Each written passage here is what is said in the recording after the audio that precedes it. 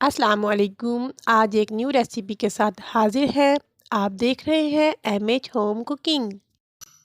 आज हम अपने किचन में बनाने जा रहे हैं सरसों का साग, बिल्कुल देसी स्टाइल में।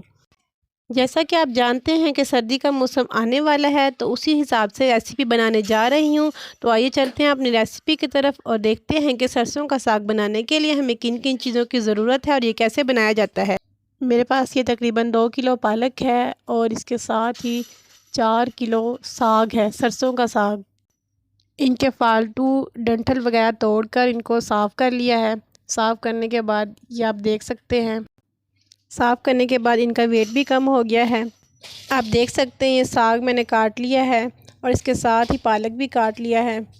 आप चाहें तो इन दोनों को मिक्स भी कर सकते हैं। इसके साथ ही हमें चाहिए 3 से 4 अदद प्याज, कुछ धनिया, 1 गड्डी लहसुन, तकरीबन 2 इंच अदरक का टुकड़ा और कुछ ग्रीन चिलीज़।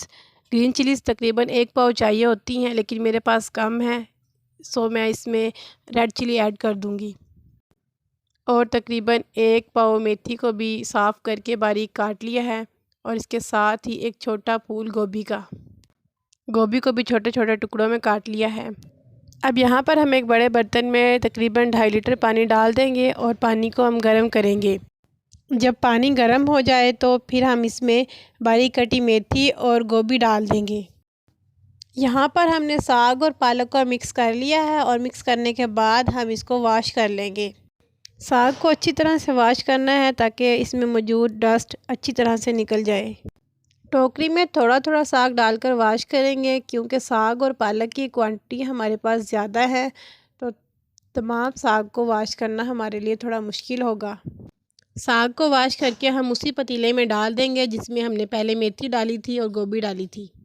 साग को थोड़ा थोड़ा वॉश करते जाएंगे और पतीले में डालते जाएंगे। फ्लेम हमारा फुल हाई रहेगा। इसके साथ ही आपसे गुजारिश है कि अगर आप मेरे चैनल पर न्यू हैं तो चटपटी और मज़ेदार रेसिपीज़ जानने के लिए मेरे चैनल को सब्सक्राइब कीजिए और साथ ही दिए गए बेल आइकन को भी प्रेस कीजिए। तमाम साग मैंने इस पतीले में डाल दिया है। साग को हम 5 से 6 मिनट तक हाई फ्लेम पे पकाएंगे। हीट लगने से साग नरम हो जाएगा और नीचे बैठ जाएगा और इस तरह बर्तन में स्पेस भी बन जाएगी ताकि हम मज़ीद चीज़ें ऐड कर सकें। साग नरम हो चुका है। अब हम इसमें प्याज और हरी मिर्चें काट कर डाल देंगे और इसके साथ ही लहसुन भी डाल देंगे। अदरक हम अभी यूज़ नहीं करेंगे, अदरक को हम आखिर में यूज़ करेंगे। इन सब चीज़ों को अच्छी तरह से मिक्स कर लें। अब इसमें जाएगा 3 tablespoon red chilli powder, 3 tablespoon salt. सिर्फ ये 2 पाउडर मसाले ही इसमें जाएंगे। इन सब चीज़ों को हम अच्छी तरह से मिक्स कर लेंगे और फ्लेम को हम लो टू मीडियम कर देंगे। तमाम चीज़ों को मिक्स करने के बाद हम पतीले को कवर कर देंगे और लो टू मीडियम फ्लेम पे साग को हम 3 से 4 घंटे के लिए पकने देंगे। मज़ीद पानी ऐड करने की ज़रूरत नहीं पड़ेगी, क्योंकि साग में से बहुत ज़्यादा पानी निकल आएगा और इसमें ये अच्छी तरह से पक जाएगा। 4 घंटे के बाद साग हमारा अच्छी तरह से गल चुका है और इसमें मौजूद पानी भी खुश्क हो चुका है। अब हम साग को मैश कर लेंगे। फ्लेम हमारा लो है। लो फ्लेम पे साग को हम इस तरह से मैश करते जाएंगे। मैश करने में कुछ वक्त लगता है। रात का इस वक्त टाइम है, कुछ हम इस वक्त मैश कर लेंगे और कुछ हम सुबह में मैश करेंगे।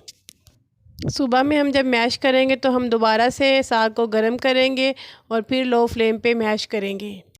साग को मैश करने के दौरान हम थोड़ा थोड़ा आटा भी इसमें मिक्स करते जाएंगे। तकरीबन आधा पाव हम इसमें आटा डाल देंगे, लेकिन आटा हम इसमें वक्फे वक्फे से थोड़ा थोड़ा डालेंगे।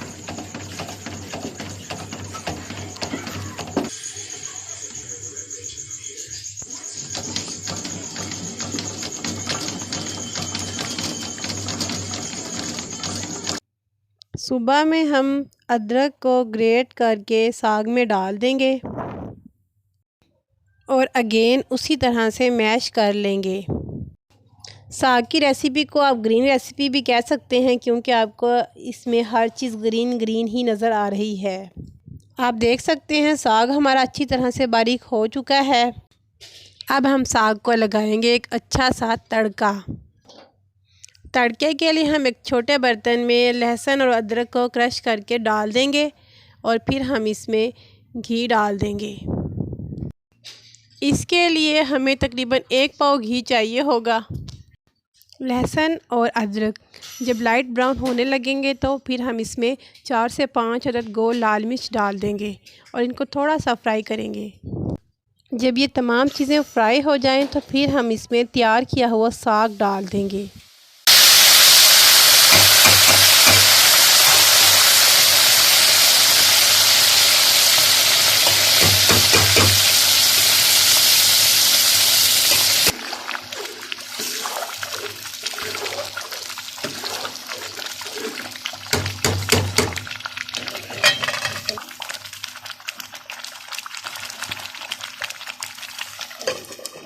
आधे साग को हमने इस तरह से तड़का लगा लिया है और जो रह गया है उसको हम बाद में तड़का लगा लेंगे। लीजिए, मज़ेदार सरसों का साग तैयार है। मक्खन या देसी घी के साथ साग को सर्व करें।